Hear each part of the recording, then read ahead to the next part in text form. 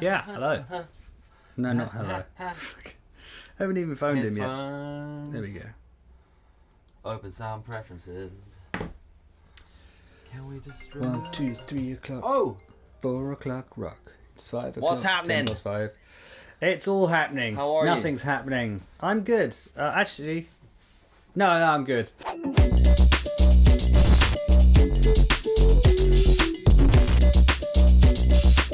You good? You're not good? You are good? I had a headache this morning. You had a headache. Mm-hmm. You had a headache. Yeah, I did. Stress headache, do you think? I could be. I don't know. It's gone now. Mm-hmm. Yeah.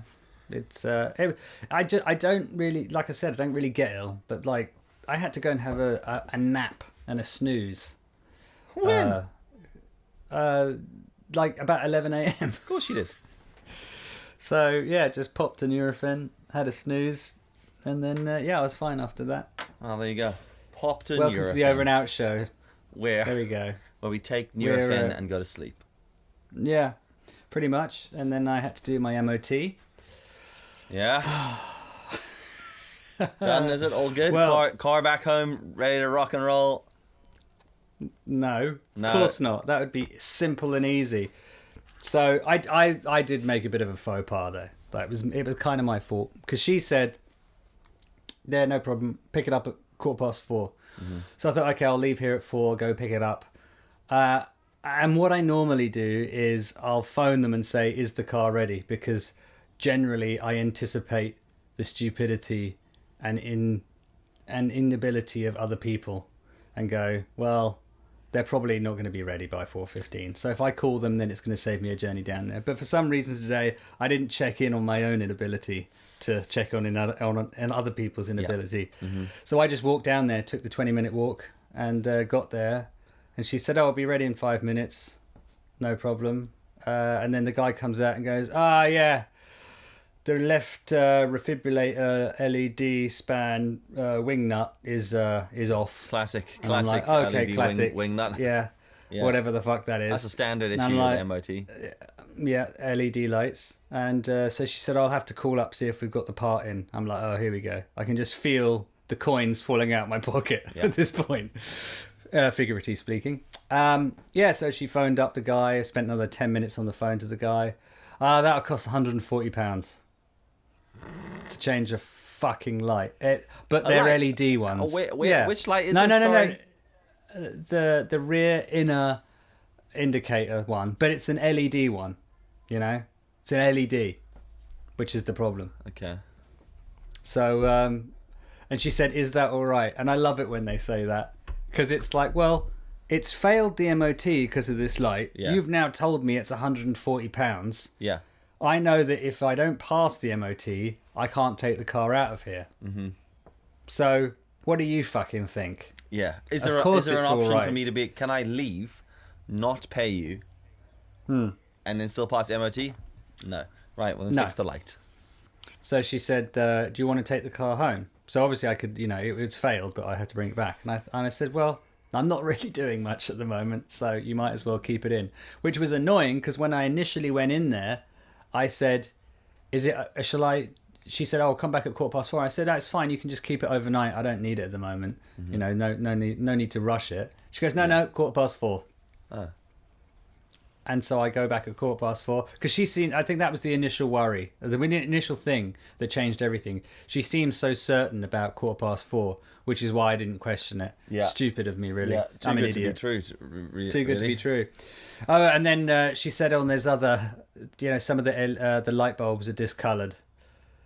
And I was like, "Oh, okay, so that probably means they're going." She goes, "They're only like £7 each, so that's £21." And I was like, "You know what, in fact, just give me a new car." Yeah. Here's 10 grand. Just fucking fleece me. Yeah. Yeah. Just take it all. I don't want it. I only use it about once a month anyway. This is the problem, is it? Cars. Yeah. I did say, last year I got hounded by about £1,000 because I did need to change the tyres. Or it was 800. I can't remember. It was expensive. For tyres? No. On a Fiat? No, but I had to have all this other stuff done. Okay. It was the knock-on effect. There's your tyres, £100 for 4. but then also but then you got the labor, your whole car, and then you have to whatever. So that had to go through that. But I did always say, because this car is like it's about 12 years old now, but I don't really use it that much, and I don't think I'd buy another car while I live in London, to be honest. So I'm going to kind of run that one into the ground, as it were. But if I come back every year and it's like 500 quid a time, I'm going to be like, no, you can just. For someone who doesn't drive their car a lot. Excuse me, I'm just yawning. Sorry, I'm just utterly bored by the Fiat Punto conversation. For someone who doesn't drive their car a lot, that seems like a lot of money. Because I mean, I'd probably pay a little bit less than that every year for service, but I sort of plan it in. And I have the van now as well as the car. So we drive our car way less, which means it actually costs us way less for servicing and tires and stuff. But now the van is literally... I bought my van, and then there was this whole lot of shit that needed done. Wishbones and a list of other things that needed done. That cost the guts did you of get grand. Did you get the old LED wing nut? snake drive? Yeah, the LED wing nut and the snake drive put in. Yeah, I got the snake drive put in. It's so much better now. Good. Does that way more now. It's great. Yeah. Annoyingly though, it's got these steel wheels on it, which are I've got some really slick alloys for it, but the tires are illegal, and I had to get them taken off to pass MOT. But now I can't go to the tire place and get the other ones put on. So I'm looking at it with its shit-looking steel wheels. Steel wheels can look cool if they're like bigger, but I'm not a car dude either. I'm just like, I just want the van so I can throw surfboards in it and go and camp and shit in it. Yeah. Have you ever been to the Caribbean? In my van? I know this is no, just generally. No. Well, I think actually it might be the same in certain parts of South Africa. They have a certain way with cars, which is we don't give a fuck. Does it have four wheels? In fact, no, it's only got one door. Doesn't really matter. Wing mirrors, don't worry about it. Seatbelt, at best, maybe half a string or something. Yeah. And they just have, there's dents in the car, but they all run fine. Yeah. And that's how I see cars. That's how I saw that, and I was like, that's how I want my car to be. Doesn't matter what it looks like. Does it get you from A to B? Yeah. You know, has it got dents? I don't really care. MOT ruins that though. Like you can't do that because like South Africa, our cars were. I mean, my parents looked after. Oh, I'm tired today. My parents looked after the cars, but there were people that were like that as well. No one gave a shit.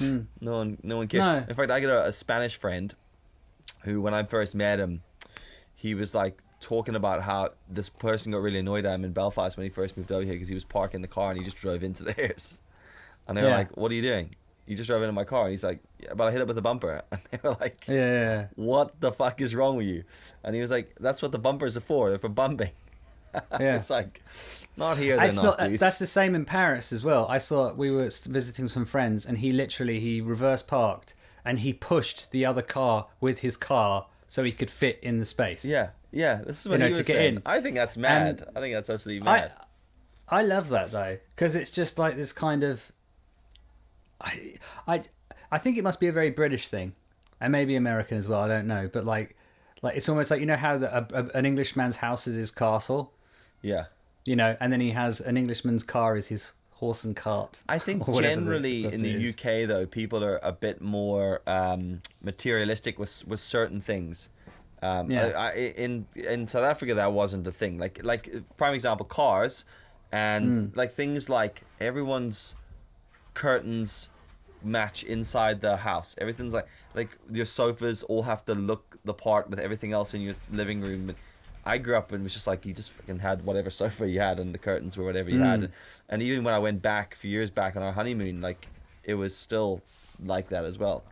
But I find the car thing is quite a big deal because it's a small community in the UK and you often see a lot of people that you went to school with.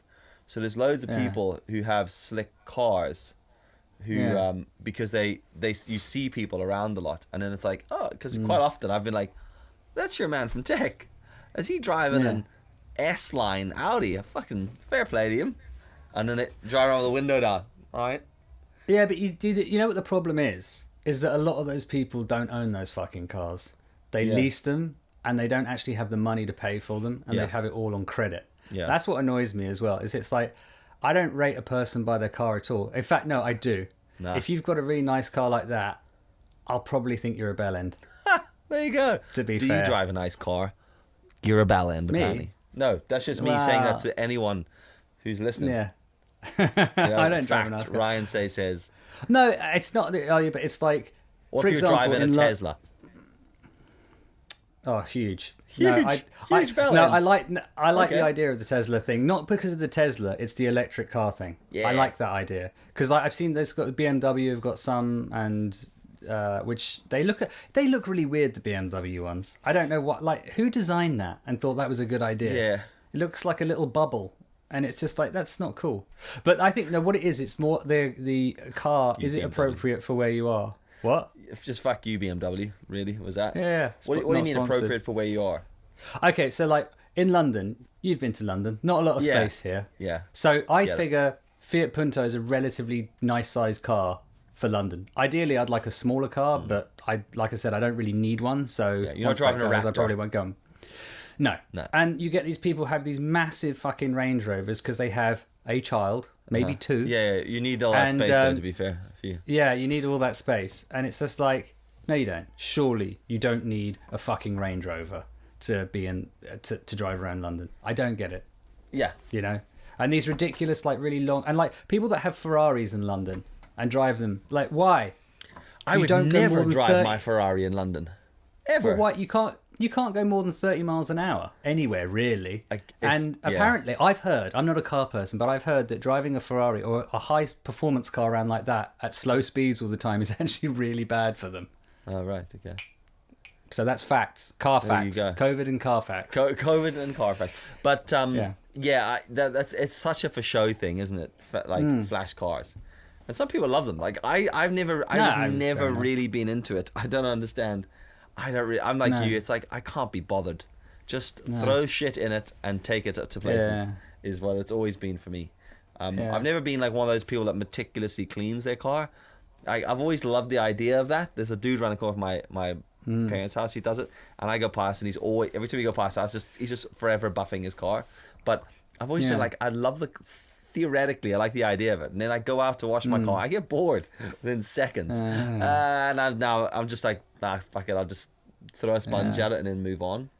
I'm kind of glad it rains a lot. That's all, because I never wash my. The only problem is I don't mind not washing my car. That's the most depressing thing you've said in a while. I'm just glad it rains all the time. Well, it's so I can get my car cleaned. 40 minutes ago, this guy messaged me going, "It's fucking raining today."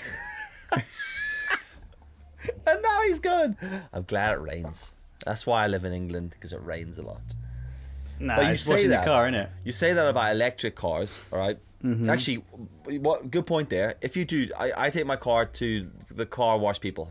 Hello, there's some money, wash the car. Well. But I never get them to dry it. Because first of all, who cares? Just most of the time it's going to rain in 5 minutes anyway, so what's the point in getting it dry? So I just get them to wash it and burn off. But now I've worked out what I do is I get them to wash it, get all the dirt off it, then I drive it home really quickly, park it in a driveway, and then I just buff it down, put a bit of polish on it. How much I just get the good is it to have it? No, but I get to do the fun part. And then I get that bit where people walk past the house going, that guy's just cleaning his car, and you go, morning. You just all they see you doing is buffing, but you never have to deal with the dirt. Wow, so you're an inauthentic car cleaner. Yeah, pretty much. Yeah, I'm gonna be doing some tutorials soon on cleaning cars, and maybe start a Patreon page or something like that. Yeah. Sub that. Soapy Dill and his car. Dill and his sons. But like as far as cars go, I've driven electric cars, like quite a couple, two electric cars, three, a few hybrids, because I end up working a lot with car companies, so I've done driven a bunch of different hybrids. Hybrids are good fun, and it's quite interesting, like how they work, and they can be quite fun to drive, but you've always got the benefit of you still got fuel, so you can kind of get used to it. But electric cars are kind of scary, because I drove the e-Golf for like a week, and I drove the what was the other one? Kona. What's that? Hyundai Kona? Something. Doesn't sound right. It's the wrong people talking about this, to be fair. But the Golf was really incredibly fun to drive. Like, dude, so fast. Like, Still too hot. Yeah, it's got great torque. Oh, super torque. Probably the torquiest. Yeah. Probably the torquiest vehicle I've ever, pushed the metal pedal to the metal. The pedal to the yeah. Is that even a thing in a Tesla? Isn't it? I don't know. The pedal to the plastic. It's odd because it just goes, and there's no sound, but the car just goes. It's really good crack. But it's I've driven a Tesla. It's amazing. Oh, have you actually? Yeah, I've driven two. I drove one. Yeah. Sorry. No, we were doing a shoot with a Tesla once, and I had to drive it. Had to back. Yeah, I did. What a horrible job. No, we were shooting a lady. Camera shooting. Yeah, no. We were shooting, and there was a whole Tesla scene. But she was like driving up and down. Scene, by the way, just so you know that. No, that's like a Tesla. Yeah, it's a car scene. Cars just call it scenes. We were shooting some shit. We had the camera out and we were waving it about. And she was driving up and down all day. She didn't want to drive home, so I drove it back, which was amazing. And then obviously my friend James, he had a Tesla, so I drove his as well. Good briefly. Fun. Yeah, it's the torque. Yeah. No, it is. It's when you push it down, like the accelerator, but there's no that like. Well, in a normal car you get that and it goes off. There's just none of that. Just goes, and it's just so weird. Yeah. And your head just goes to the back of the seat, and you're like, it's almost like being on a roller coaster. Yeah. Without the ding first.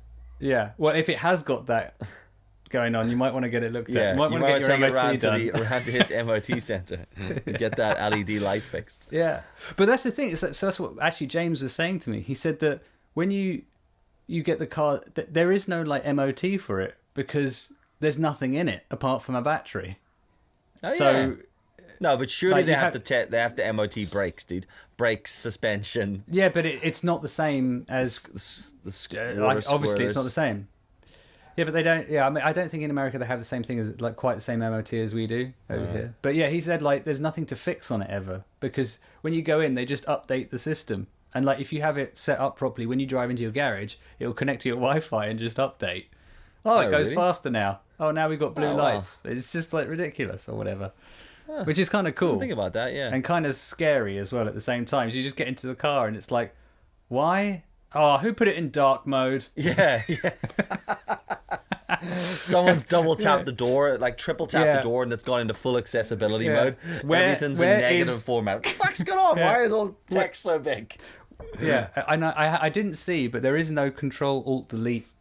Oh, so not there? Yeah. To restart the car. I don't know how it would happen. One of those little buttons, just plug in button. But having driven a Tesla, one thing I would like to do in the future, fly a jet. Is an electric jet. That'd be amazing. Actually, no, have you seen those bikes, the Super 73s? And I know there are other electric bikes out there. I kind of really want one of those because it's like having an electric motorbike just seems like the coolest thing ever. That to me seems like the future. I don't. In my head, that's the future. Because imagine when you no more a motorbike. What price is the Super 73 though? I think you can get the cheap one for like 1,200 quid. I'm Googling. Actually, look it up. Google it up. That's what I'm doing, bro. Yeah, and then you see. Also, I do want to get the one wheel. So basically, I like electric things. Yeah.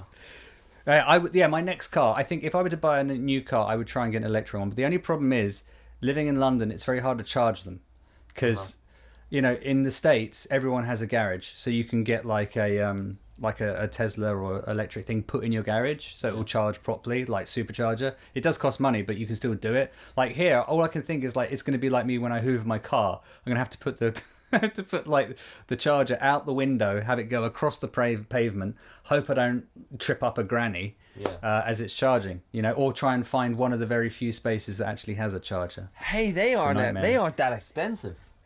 I know. I mean, they're a bomb of cash. They're a couple of grand. But I just always though. I wrote them off in my head as just like there'll be some stupid price. They'll be like $9,000, but they're not, man. Entry level ones, they're like what, $1,900. Yeah, it's about 1,500. I just bought one. No, you didn't. No. I think they're about like 1,500. Like the bottom end one was like, I saw a deal like it was like 1,500 euro or pound. It was something like that. Yeah, so it was like within the RX, like the flipping the most powerful one they've got for $2,900. What's that in real potatoes? Actually, now that's probably about £2,500. Yeah, but I mean, maybe a little bit more now. Like, yeah, that's a lot of cash. Have you considered the price of a one wheel though? And like what are you getting? What mileage? Well, this is what I was thinking. Yeah, is that actually, like, if you look at the cheapest Super 73 you're going to need to put pictures up here on the screen for folks, by the way. This is your fault. Okay, what time are we? 20:45. Okay, yeah. So what are we talking about? So there's the Super 73. Like, look at the cheap one, right? Was it about $1,500 quid? Was it, or $1,900? What did you say? I mean, I can't remember. American monies. So in American money. Yeah, see what you mean. The Super 73 ZI is $1,300. Yeah, so like for $1,000, that is basically. But how far does that go? Can you? Is it 20 kilometers? Yeah, I don't know. Integrated battery, 20-mile range. That's not a lot. 20-mile plus range. Yeah. So if you go for the one above that, miles. I think it's. Yeah, but if you're doing like London, but the one above that, which is what I would probably get, is like I think it's 50 miles. Yeah. And if you think about it, 50 miles a day in London, that's a lot of mileage, like as in driving around. Yeah, fair enough. Yeah. The only thing is that you have one of those, you ain't fucking tighten that up anywhere because it will not be there when you get back. You know, that's the problem with that. If you use pedal assist, the big one does 75 plus miles with pedal assist. That's pretty good. Yeah. 40 miles on the bigger ones. That's not bad because I've seen them too. I just assumed they would be like a ridiculous price. Like an unnecessarily expensive price. That's annoying, isn't it? Because there are other ones as well, like different brands that are cheaper that I've seen. Which you like a European brand, I think, and it looks very similar to the Super 73. Like I mean, take electric skateboards. I had one of those thick boards. Yeah. So I still have one. Yeah, it's an electric skateboard. It does the job. It's kind of dog eggs. Yeah. But I've ridden the boosted board. Mostly dog eggs. But I've ridden the boosted board. Insane. Yeah. Whole different ball game. Couldn't even speak there. Think about it. So imagine if you got like a fake one wheel. Like the one wheel is just.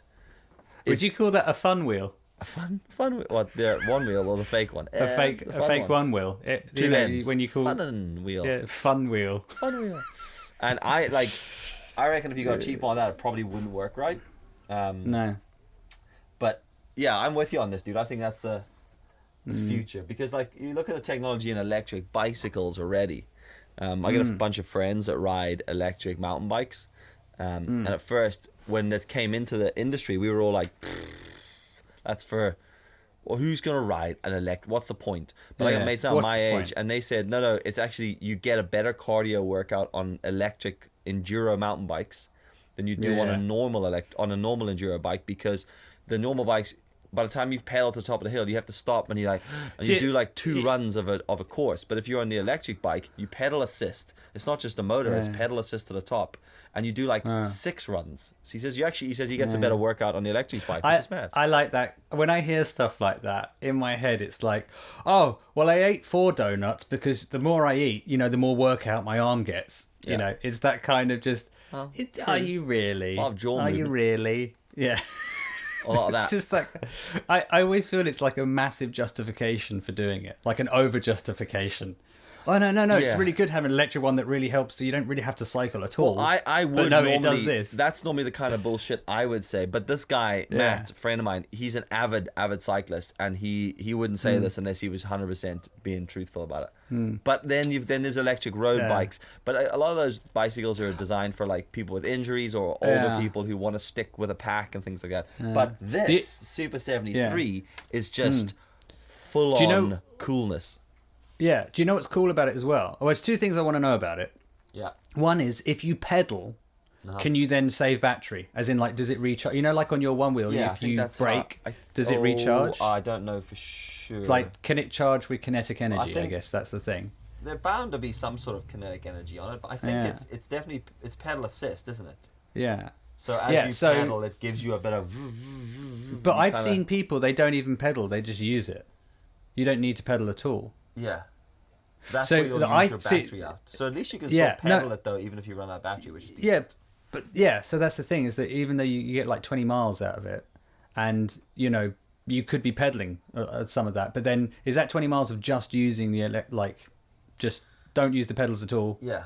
Front to back. Because the other thing as well, which is cool about it, is essentially what you're driving is a motorbike, but you don't need to take a test because it has pedals.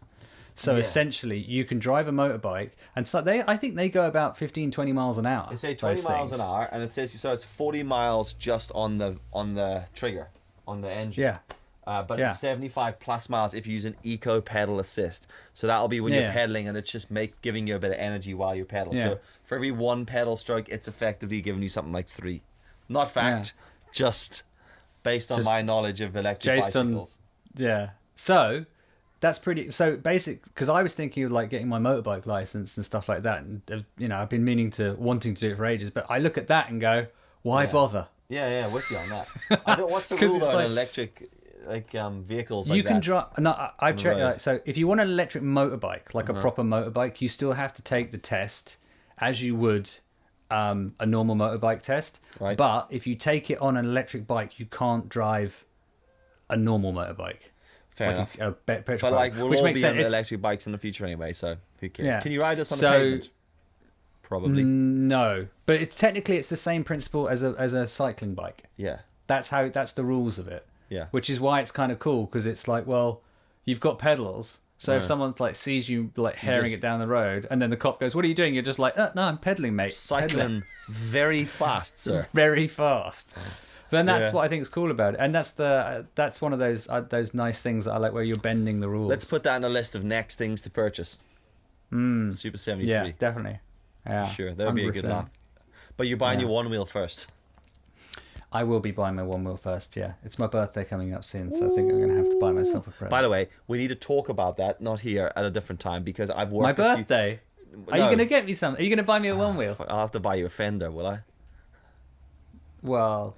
I'll talk to you about technique, because I worked a few things out, technique-wise. I'm talking about, one thing I've noticed about your technique.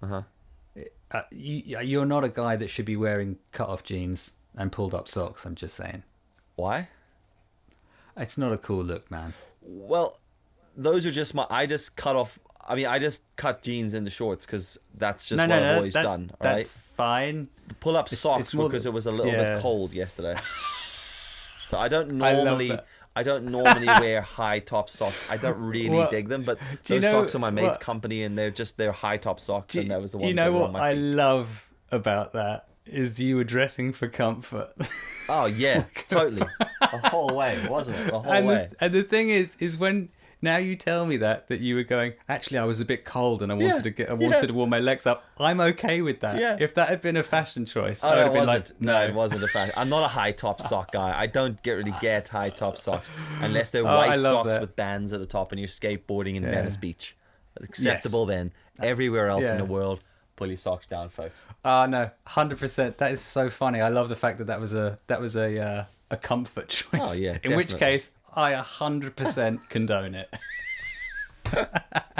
Well, there you go. We talked comfort. Yeah. We've talked electric vehicles and bicycles and electric cars. Who thought on this podcast, this show, we would talk about that stuff? You know? Yeah.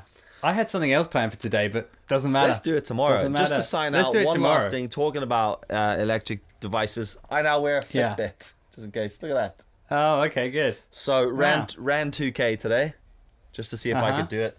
I was fine. And? It was fine. Okay, good. Performed pretty well. So, that was good. So, there you go. Oh, good. All right. Thanks alive. for watching, folks. Hope you enjoyed it. Share it with your friends. Tell them to watch it, because it's just, fuck me, the roof's falling apart again. I've ordered some high temperature spray glue, so we'll fix this, and it won't be raining. They don't need to know. Fun. They need. Right? You've said that every day. No, I've just tell us when it happens. Proper, yeah, we'll tell you when it's done. Yeah, anyway, that's us. You have your tutorial. Take it easy. We'll see you tomorrow. See you later. Bye.